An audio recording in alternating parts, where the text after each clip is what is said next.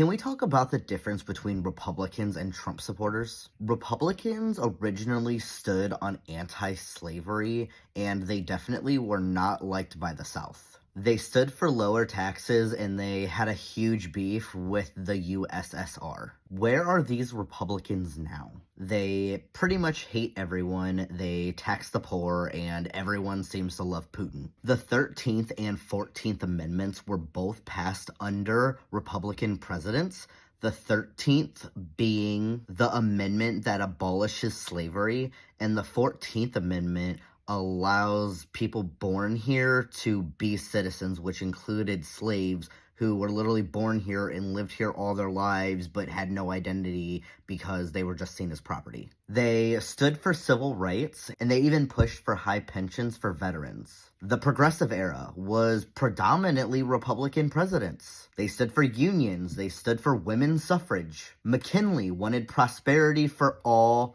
It didn't matter your race or your religion. Roosevelt pushed for pure food laws, which led to the FDA. Jeannette Rankin, who was the first woman elected to the U.S. House of Representatives, was a Republican. The first Hispanic U.S. Senator was a Republican. And the first Native American vice president was also Republican. Truman joined NATO. Eisenhower created NASA and pushed for expanding Social Security. Ford pushed for welfare programs, unions, civil rights, and pro-choice. Nixon wanted diplomacy and negotiations with international affairs, and he wanted to pull our troops out of Vietnam. Listen, I know Watergate, but we are just focusing on the positives. My point being is that not a single thing that Trump stands for is literally anything that a majority of Republicans have even believed in the past.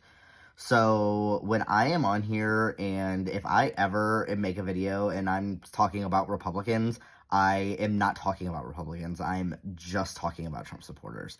I know there's a difference, and I am so sorry for all the Republicans that just get lumped in with MAGA.